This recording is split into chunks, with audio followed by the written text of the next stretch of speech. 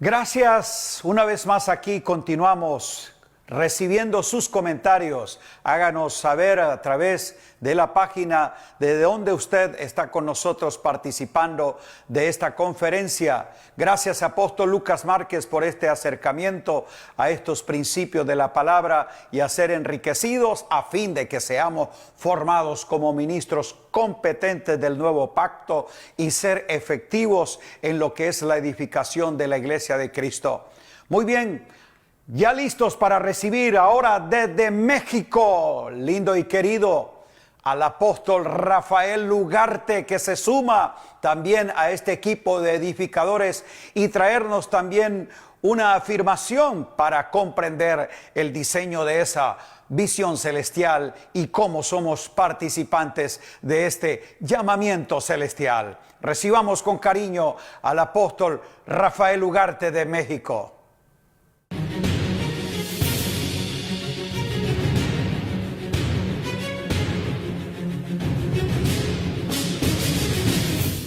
¿Qué tal, familia? Qué gusto saludarles. Bienvenidos a esta transmisión que tiene como finalidad que nosotros recibamos un alimento sólido, que seamos edificados bajo un mismo diseño con diferentes temáticas que son muy importantes para tener una renovación del entendimiento, para ser efectivo en la tarea, para comprender nuestra vida en Cristo.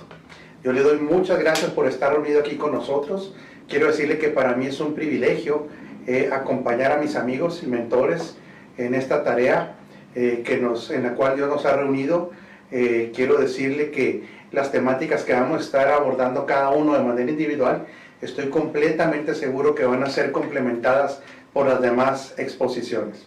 Nosotros trabajamos como un equipo, no hay competencia entre nosotros, hay complementariedad y esto lo agradecemos enormemente. Ministros competentes de un nuevo pacto, como usted también lo es. Así es que bienvenido, nuevamente disfrute mucho, háganos el favor de compartir para que más personas tengan acceso a estas clases, a estas imparticiones que tienen un formato así educativo completamente para que usted pueda aprender. Nuevamente agradecido con el Señor por este tiempo, bienvenido y le pido nuevamente por favor comparta. La temática que a mí me tocó elaborar ahora es la comprensión de nuestro llamamiento.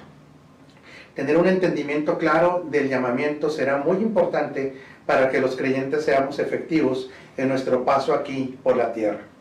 Hay que conocer la importancia del llamamiento celestial primeramente. No hay nadie que ha llegado aquí a la tierra sin un llamamiento, sin una asignación que ejecutar. Cuando una persona ejecuta su asignación, y quiero ser muy claro, dentro del propósito eterno. Este es el primer principio que yo quiero que usted tenga claro. Nosotros, todos los hijos de Dios, fuimos llamados a vivir de acuerdo al propósito eterno a través de una asignación. ¿Cuáles son las ventajas o cuáles son los beneficios de una persona que está viviendo en su asignación?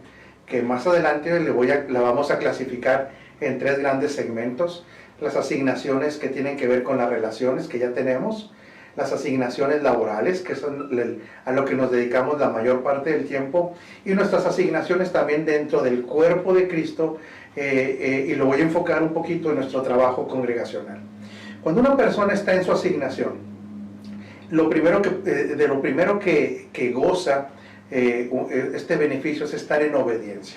Fíjese qué interesante, Hechos 26:19, en la conversión del apóstol Pablo, él llega a decir lo siguiente, hablando con el rey Agripa, le dice: por lo cual, oh rey Agripa, no fui rebelde a la visión celestial.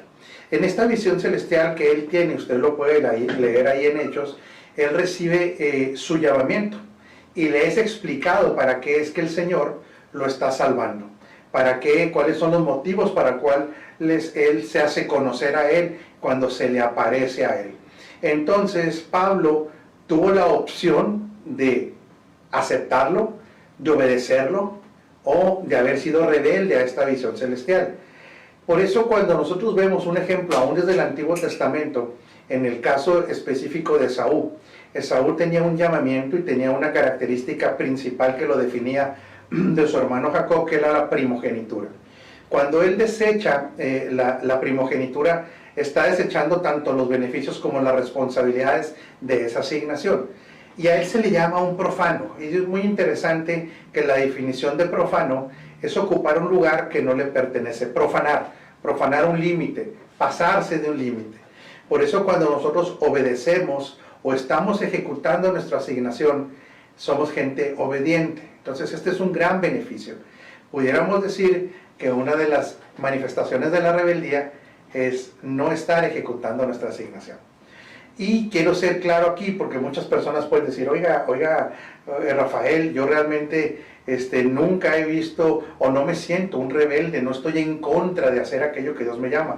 Y tiene usted toda la razón, no estamos hablando de una actitud necesariamente de rebeldía, porque con el tiempo, conforme esto vaya pasando, nos vamos a dar cuenta que ejecutar la asignación es una delicia.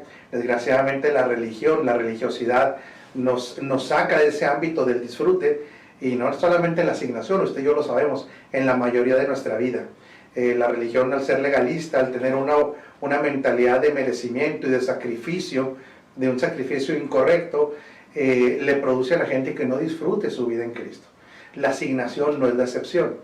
Entonces aquí estamos hablando de una obediencia porque estas personas por lo menos saben. En este caso de Esaú, él tenía conciencia de su asignación. ¿Qué significa esto? Que cuando alguien no tiene la conciencia de su asignación, aún está en desobediencia, pero no es una desobediencia voluntaria. Esto tiene que ver más que nada con el efecto del desconocimiento de la asignación, que conforme pase esta clase usted va a poder ver cuál es, va a poder descubrir su asignación. Entonces este es uno de los principales beneficios, estar siendo obediente a la visión celestial, donde en el caso de Pablo le es revelada su asignación, su llamamiento. Vivir en obediencia, usted sabe que trae muchos beneficios.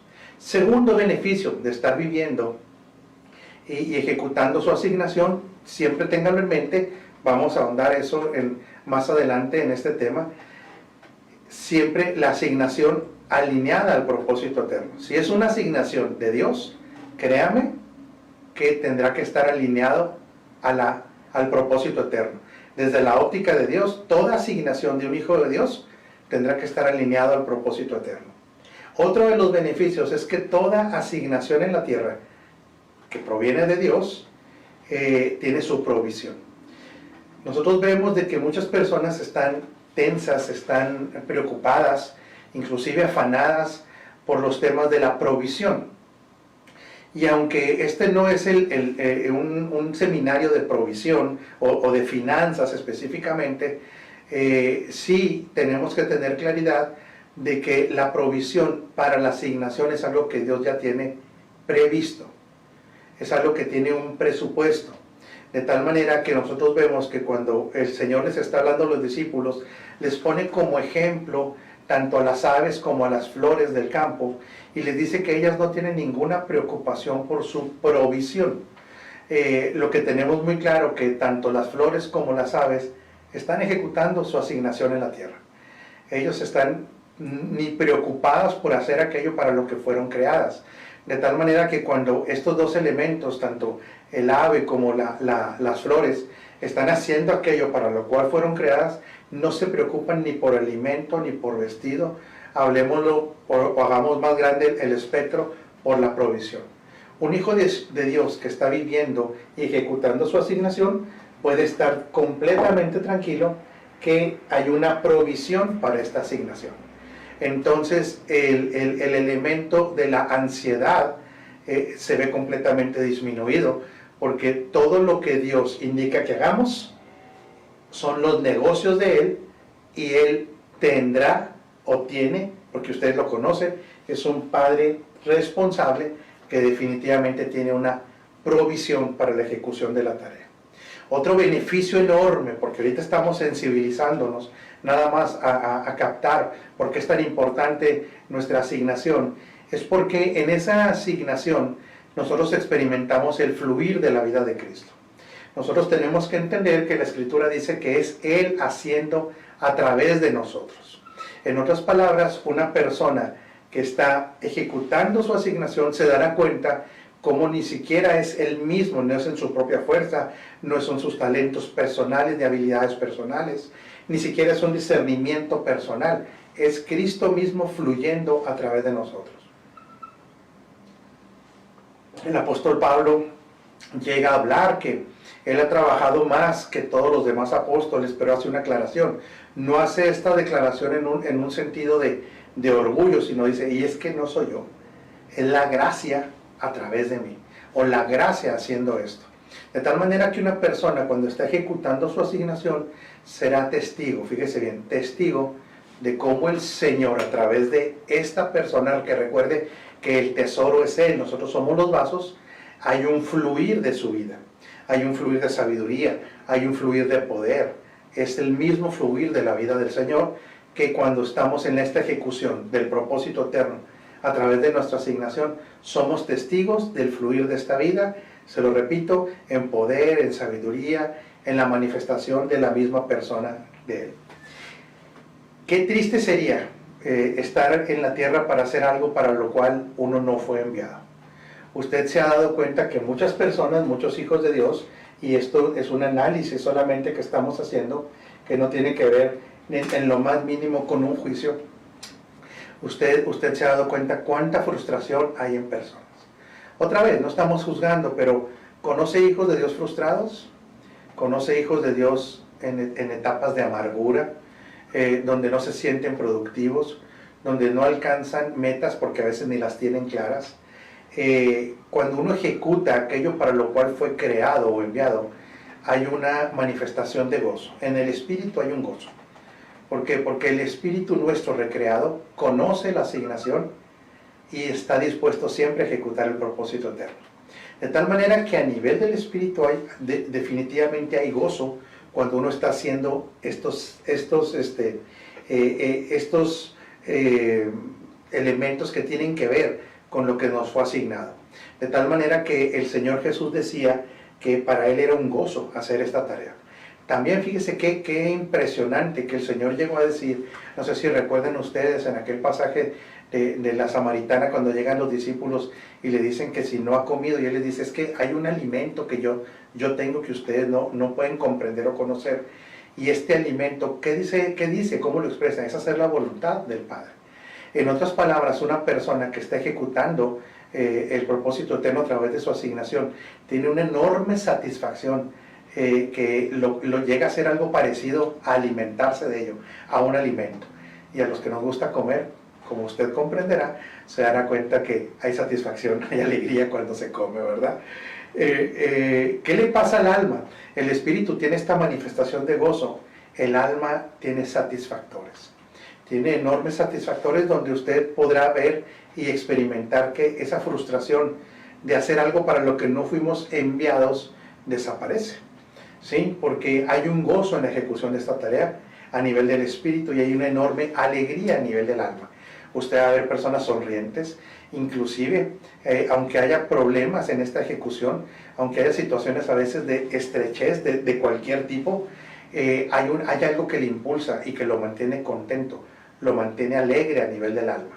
¿Sí? Pudiéramos decir que las personas que están haciendo esto, que están llevando a cabo esta tarea, no tienen una frustración por no hacer lo que están haciendo.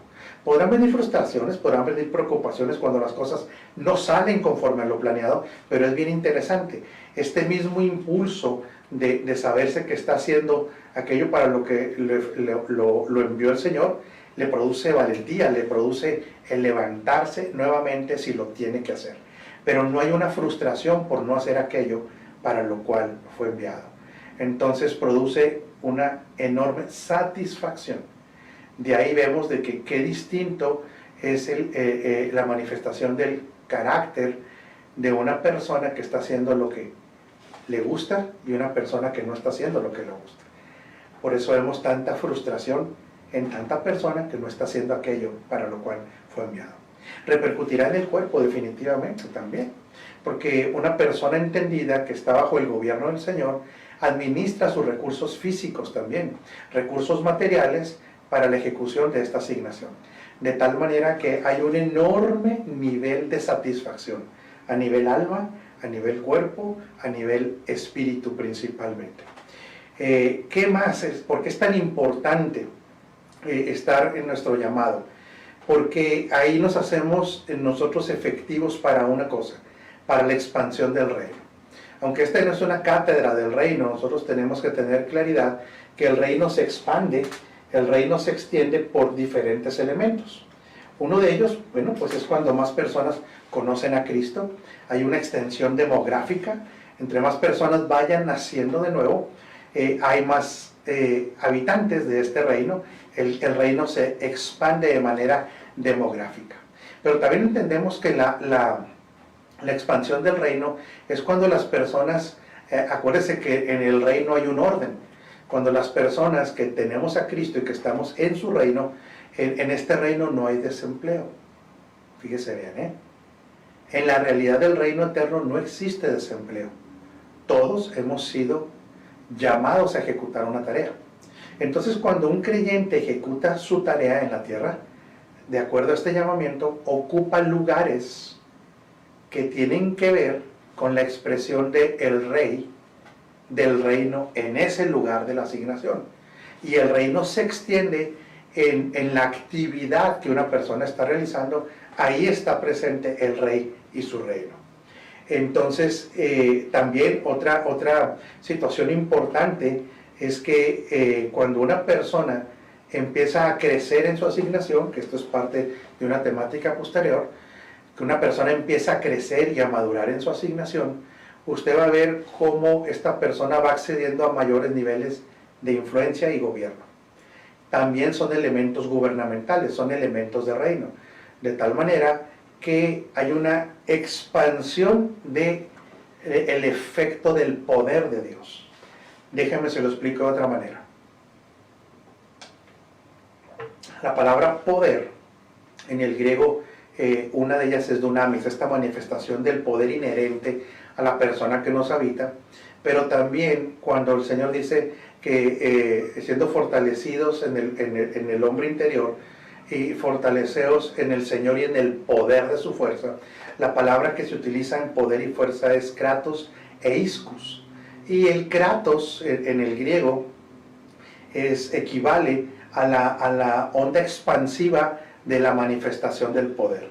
En otras palabras, nosotros estamos llamados a ir de menos a más, incrementar nuestro radio de acción.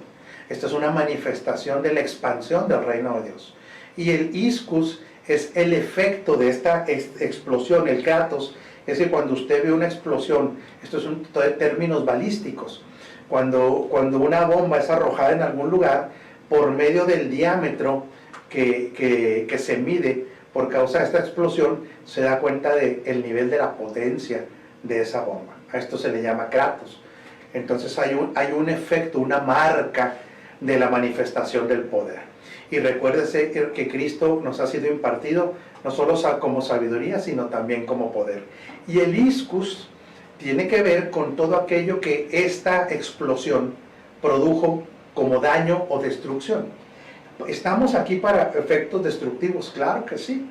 A través de nuestra asignación nosotros hacemos retroceder todo lo que tenga que ver con las tinieblas, los conceptos de tinieblas, con todo aquello que no se alinea al propósito eterno y con todo lo que no se alinea al señorío de Cristo. Entonces, de tal manera que una persona que está viviendo y ejecutando su llamamiento tiene un efecto de reino, un efecto expansivo en todos estos sentidos que le he explicado. ¿Qué más? ¿Qué más? Porque esto estamos sensibilizándonos para que tengamos esta hambre, esta seguridad de que estamos haciendo para lo que fuimos llamados. Es generar la sinergia en el cuerpo de Cristo. Nosotros en el cuerpo de Cristo, así específicamente hablando de cuerpo, dice que no todo el cuerpo tiene una misma función, ¿verdad? Usted puede ver de que usted tiene una mano que tiene una función muy diferente a la del oído. La mano está imposibilitada para ejercer la función del oído. Por eso hablábamos que cuando la gente está ejecutando una tarea para la cual no fue llamada, ojo, está haciendo algo que le corresponde a otro. Es como si, imagínese que la mano se pusiera necia y dijera, yo quiero ser oído, y que lograr esa terquedad. ¿Se imagina? Qué cosa tan terrible que usted en vez de tener su oreja ahí tan bella que tiene usted, y más las señoras que se ponen hasta arreglos, ¿cómo se vería usted con oreja de mano? Qué feo, se vería antiestético, pero no solamente se vería antiestético, no sería funcional. En otras palabras, el efecto que se causa cuando cada persona está en su lugar de asignación equivale a un cuerpo bien orientado hacia una tarea. Un cuerpo que funciona de acuerdo a la visión de la cabeza. Tenemos una cabeza. Y también esto nos permite a nosotros entendernos miembros los unos de los otros. Por eso es sumamente importante que usted esté haciendo aquello para lo cual fue llamado desde la óptica de un cuerpo. Y se genera una sinergia. Fíjese qué interesante. Al generarse una sinergia, entendiéndonos miembros los unos de los otros, dejamos de competir y empezamos a ser complementarios. Qué importante es esto. Déjeme explicarle por qué. Porque la religión, como realmente ha sido un obstáculo, la religiosidad, para que la gente ejerza su asignación, porque inclusive ni siquiera en muchas ocasiones se entiende lo que es propósito eterno, porque para la religión el propósito eterno a veces es ignorado, porque no lo conoce, y en otras ocasiones si llegaran a tener alguna noción, no es una noción pura en su totalidad. Y por eso muchas personas en su asignación ministerial, refiriéndome a cuando se trabaja en las congregaciones, usted ve que tristemente en una mentalidad religiosa hay competencia.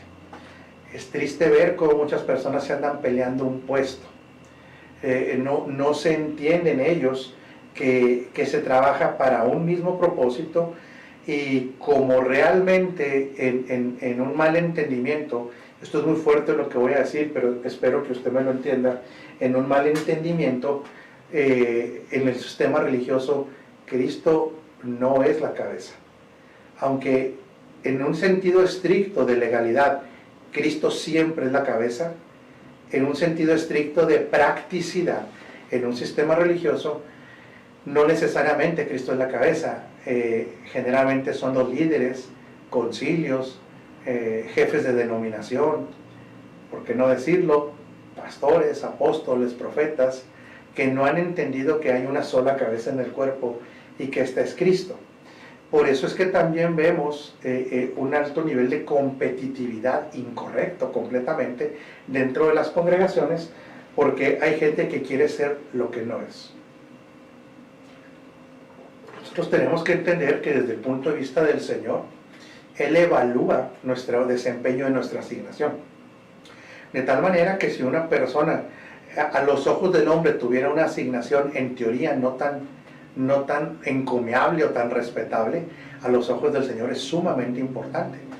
Por eso, si está alineado al propósito eterno, cualquier asignación que se realice para Dios es importante. Cuando no se está realizando este llamamiento, entonces le comento, empieza esta competencia, empiezan estos niveles de soberbia, se politiza el trabajo dentro de las congregaciones.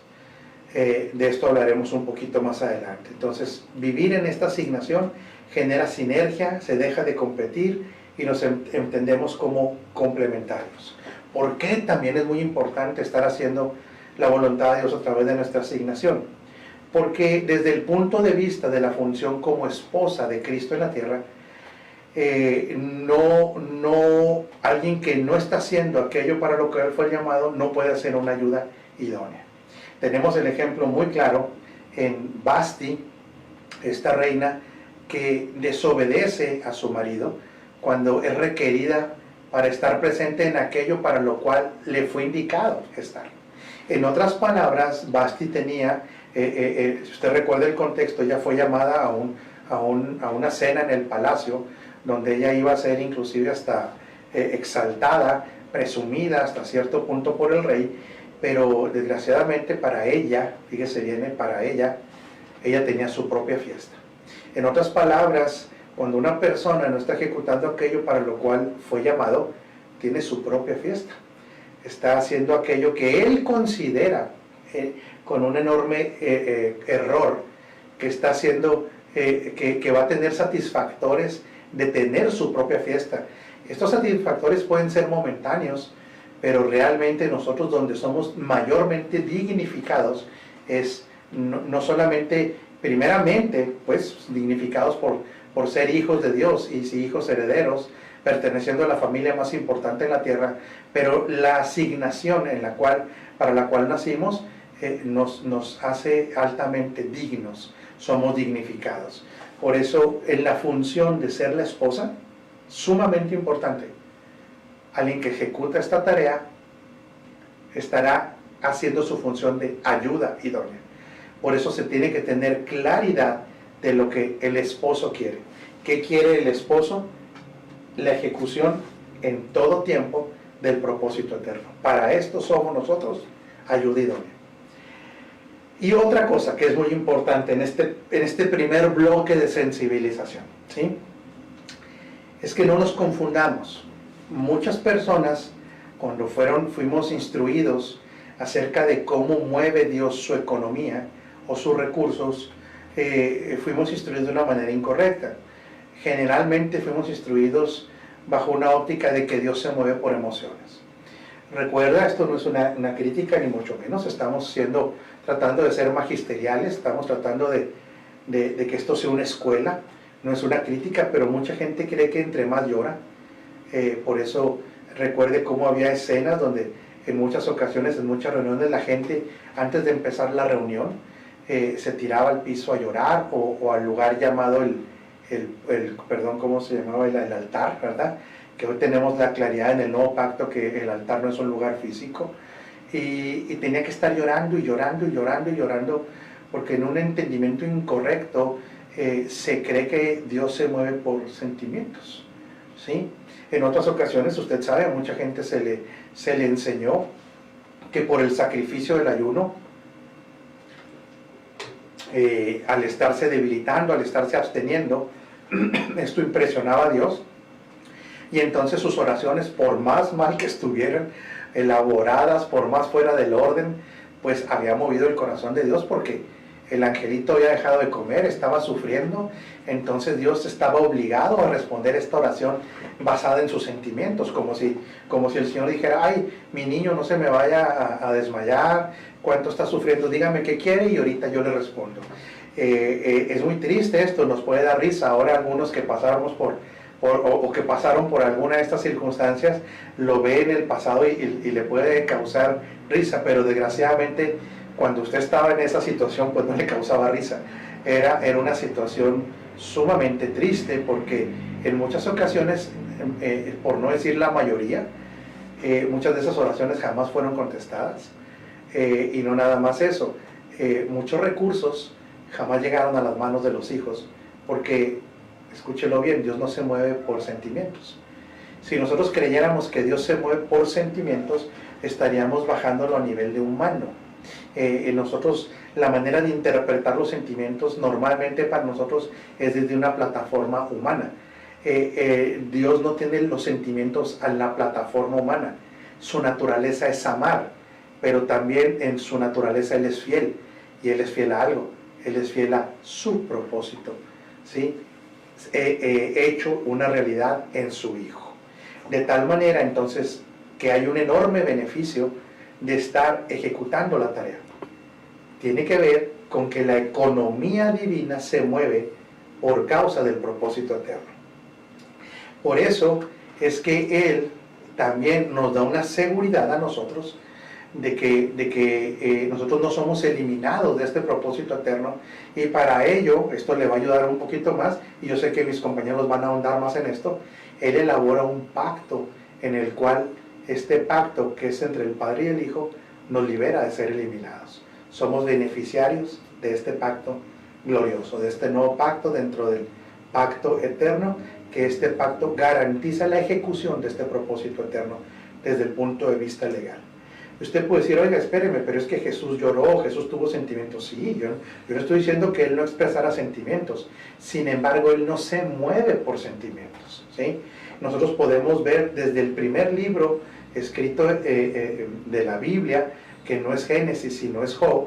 Nosotros podemos ver que Job, en una situación que pudiéramos decir dramática, si estuviéramos hablando desde el punto de vista emocional, se imagina todas las pérdidas que tuvo Job si Dios no comprendiera, sabiendo todas las cosas, que la situación emocional de Job era catastrófica. Haber perdido, imagínense, a la familia, haber perdido la salud, haber perdido las finanzas, tener unos amiguitos que para nada le estaban ayudando. Sin embargo, cuando Job llega a una conclusión, nosotros vemos cómo se le reactivan todas las cosas. Él dice, de oídas te había oído, pero ahora mis ojos te ven. Podemos interpretar aquí no una visión con estos ojos naturales, sino la visión del entendimiento, ¿sí? Por eso en el Nuevo Pacto Pablo ora de que los ojos de nuestro entendimiento sean iluminados, para que se produzca el que el velo sea recorrido. Y fíjese lo que dice Job en el libro de Job 42:2, dice, yo sé bien que tú lo puedes todo. Entonces él llega a una conclusión de esta omnipotencia de Dios, que no queda, no hay tela de juicio, no debe haber ninguna duda que el Dios en quien confiamos lo puede todo. Pero fíjese lo que dice después, y que no es posible frustrar ninguno de tus planes. En otras palabras, a Job se le revela el Dios del plan y se le revela el Dios de los diseños. De tal manera que usted ve todos los cuestionamientos que el Señor le hace para que Job llegue a una conclusión. Cuando él está cuestionándole por qué esta situación por la cual yo estoy pasando, donde estoy triste, estoy derrotado, estoy abatido, llega a compararse con un gusano, con una persona miserable, él no le empieza, decimos en México, a sobar el lomo. No, él le dice, mira Job, ¿dónde estabas cuando yo? Y en ¿dónde estabas cuando yo? Le empieza a hablar de todas sus capacidades para diseñar, para trabajar por medio de diseños. Le enseña al Dios inteligente, al Dios sabio, al Dios que no sale de sus diseños, y no estamos hablando de una cuadratura, sino que todo tiene en este reino, en el reino de Dios, todo tiene un orden y todo tiene una causa. Nuestro Dios es causal, ¿sí? Causa, no es casual. A Job se le revela el Dios de los diseños, al Dios de las causas, ¿sí? Y se le revela el Dios del plan. No hay plan tuyo que se pueda frustrar. Por eso usted y yo tenemos que entender que este plan llamado el propósito eterno, ni siquiera estamos pensando si se va a elaborar o si va a llegar a ser. Nosotros tenemos la certeza que ya fue consumado en Cristo. De tal manera que, oiga, amigo, mi hermano, mi pana, mi compa, ¿sí? Dependiendo de dónde esté ahorita, usted y yo tenemos que entender que entonces alinearnos a esto nos es conveniente. En otras palabras, esto es para inteligentes. Vemos también una reacción cuando la mujer sirofenicia se acerca al Señor y le dice que tiene un problema muy fuerte con su hija, y yo me imagino la angustia, todos los que hemos tenido alguna problemática con un hijo, alguna enfermedad, verlos tristes, no me puede decir que no se genera un dolor. Y esta mujer llega angustiada, llorando, llega prácticamente suplicando a Dios, y hay una respuesta contundente del Señor. Cualquiera podría decir ahí, oye, pues no, que Dios es bueno. Claro que es bueno, es su naturaleza. Sin embargo, Él le dice, momento, mira, es que esta bendición, la bendición que yo tengo, que incluye esta libertad, esta intervención mía, es solamente para los que están bajo un pacto. No se lo explica de esta manera. Yo sé que usted se ha entendido y lo va a comprender. Le dice que esto es para los dueños, es para los amos, ¿sí? Y le dice que no es para los perros. Qué dura declaración. No es una declaración nada sentimental. Es lo que estaba diciendo, yo estoy operando a un orden de un pacto, ¿sí? Pero en ella hay una ventana de entendimiento. Espero que usted esté captando la importancia de la renovación del entendimiento. Dice, sí, nada más que esta gente con la que tú tienes un compromiso, pues resulta que no valora todo lo que es el pan, porque se les caen muchas semillas. Y yo, entendiendo que lo que viene de ti es alimento, que lo que viene de ti produce vida eterna, que lo que viene de ti produce libertad, yo con una migaja tengo. Y en este momento, este entendimiento, ¿sí?, de los beneficios de algo, es lo que le dice el Señor. Oye, ¿qué nivel de fe? Pudiéramos decir, ¿qué nivel de entendimiento tiene esta mujer? Y resulta que interviene. De tal manera, otra vez, familia, tengamos claro, la economía divina no se mueve por sentimientos, no se mueve por ritos, no se mueve por tradiciones, sino se mueve por causa de un propósito. Esta es la primera parte de esta clase. Me quedan todavía 15 minutos donde vamos a explicar. Espero que usted puede estar participando. Ahorita usted está recibiendo esta enseñanza, puede poner comentarios, puede elaborar preguntas también. En su momento participaremos para que podamos aclarar algunas de estas dudas, ¿verdad? Y tenga primeramente la claridad de la importancia, porque para nosotros como hijos debe ser sumamente importante estar viviendo de acuerdo al propósito eterno y en nuestro llamamiento personal o de asignación. ¿Dónde se generó mucha de la confusión? ¿Dónde se ha generado a través de la historia del pueblo de Dios? Por falta de entendimiento. Quiero que quede esto muy claro, por falta de entendimiento principalmente, el no estar operando en la asignación. Y uno de ellos, que tiene que ver mucho en que se haya distorsionado este concepto, es que no se ha entendido el nuevo nacimiento como una habilitación, sino como un fin. Ojo, lo voy a explicar nuevamente. Nosotros por medio del nuevo nacimiento fuimos habilitados para entrar al reino de Dios, habilitados para ver ese reino, habilitados para ser participantes de ese reino. Pero mucha gente cree, en un mal entendimiento, que el nuevo nacimiento, su fin es ir al cielo. O sea, como que la salvación fuera el fin en vez de ser un medio para. Pero para eso tendremos que entender esta palabra, habilitar. ¿Por qué utilizo la palabra habilitar? Porque la muerte espiritual no es una desaparición del espíritu, sino una desconexión de. Recuerde que el hombre fue creado para tener una conexión con Dios, ¿sí? En el caso de Adán, él tenía una relación, teniendo la gran oportunidad de pasar de esta relación a un perfeccionamiento de la relación, a llegar a una común unión con Dios. Él tuvo su oportunidad. Y usted me puede decir, ¿y cómo sabe que tuvo esa oportunidad? Porque en el huerto había dos árboles que eran diferentes a todos los demás. Había el árbol de la vida. Este árbol de la vida es simbólicamente el árbol de la vida, pero nosotros sabemos que este árbol de la vida era Cristo.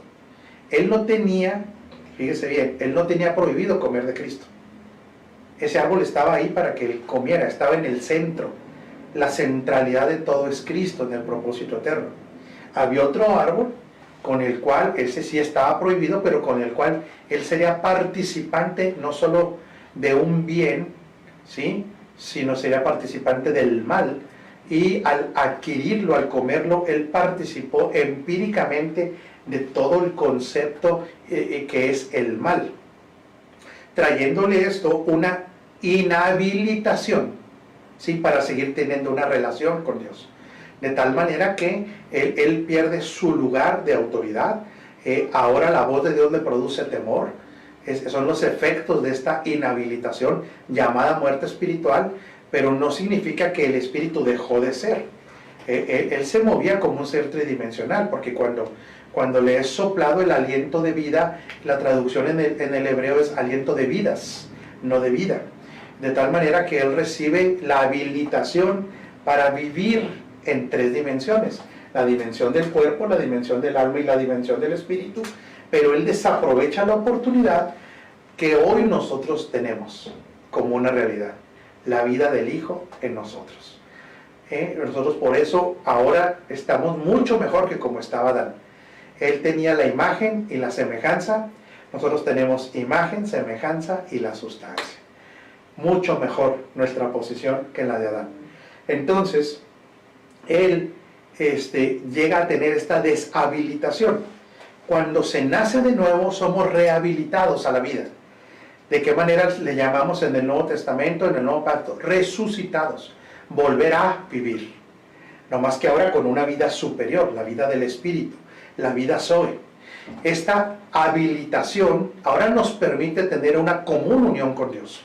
Por eso es mucho mejor, pero también nos habilita, y esto es clave precisamente por el entendimiento que se está desarrollando del supremo llamamiento, nos habilita para ejecutar una tarea llamada el propósito eterno.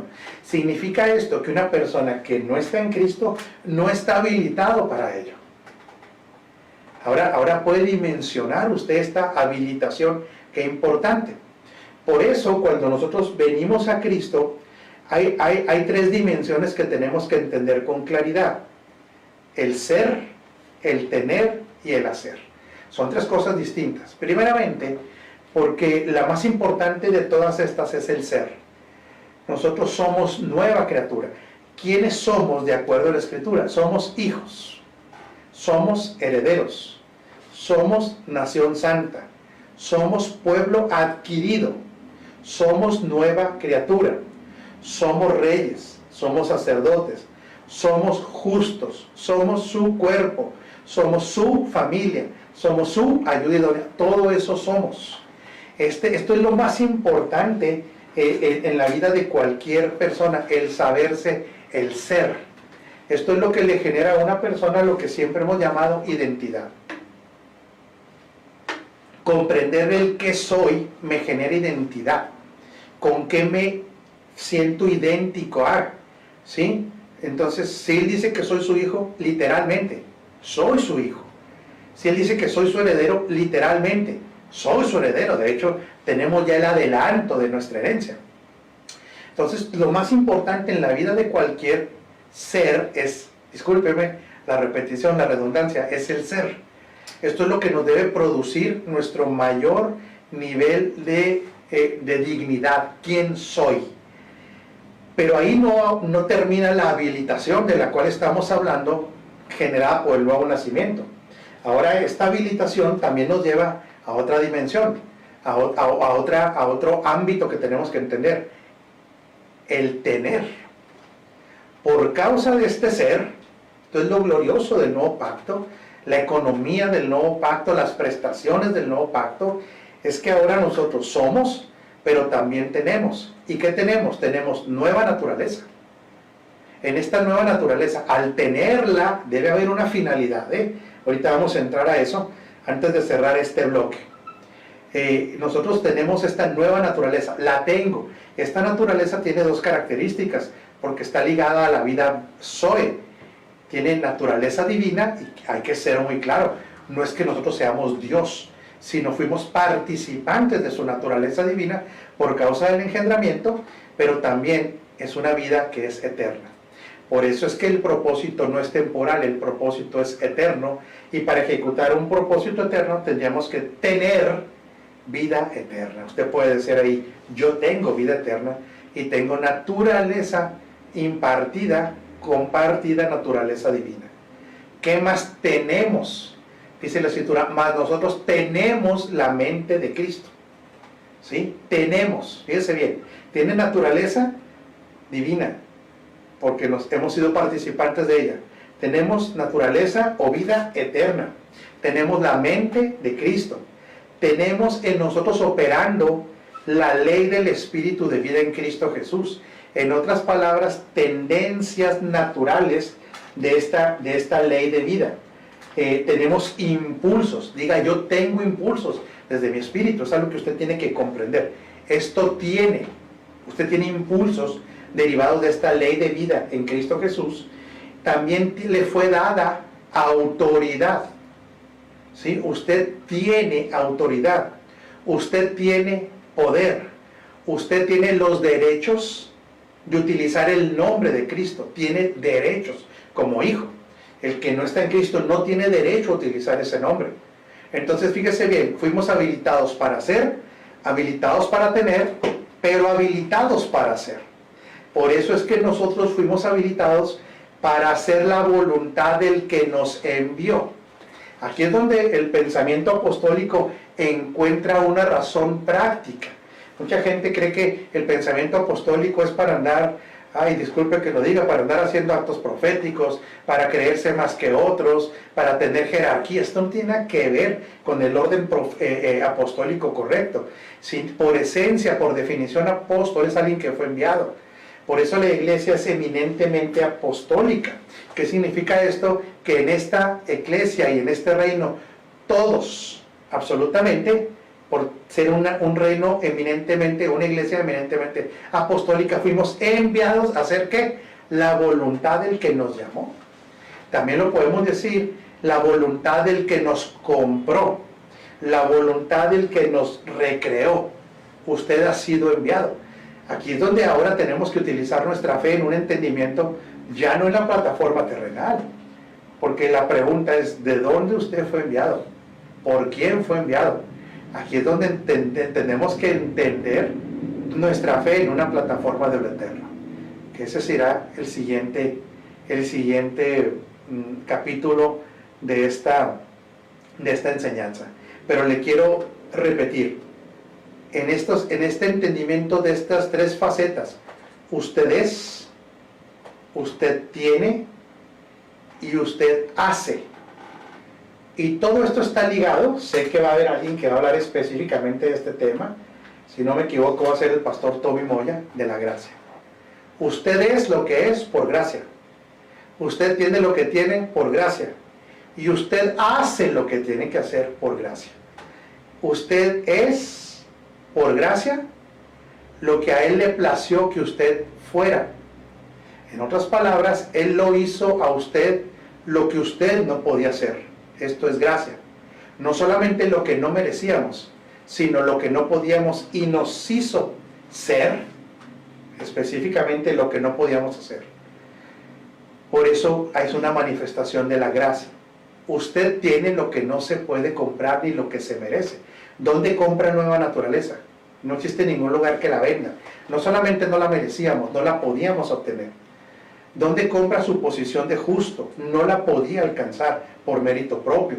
Por eso la justicia es en Cristo Jesús. De tal manera que el que se quiere justificar a sí mismo por sus obras, dice que de la gracia ha caído y se ha desligado de Cristo. Esto lo dice el libro de Gálatas. ¿Y qué tiene que ver la gracia en el hacer? Que no es que seamos nosotros, sino es Él haciéndolo a través de nosotros.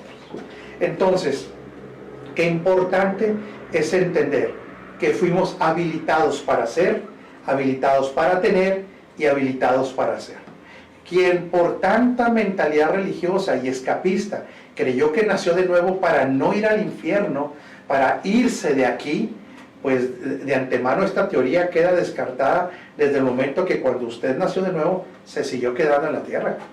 Si la voluntad de esto fuera que usted naciera de nuevo para irse, yo le quiero decir que al segundo de haber nacido de nuevo, usted hubiera sido sacado de aquí, literalmente.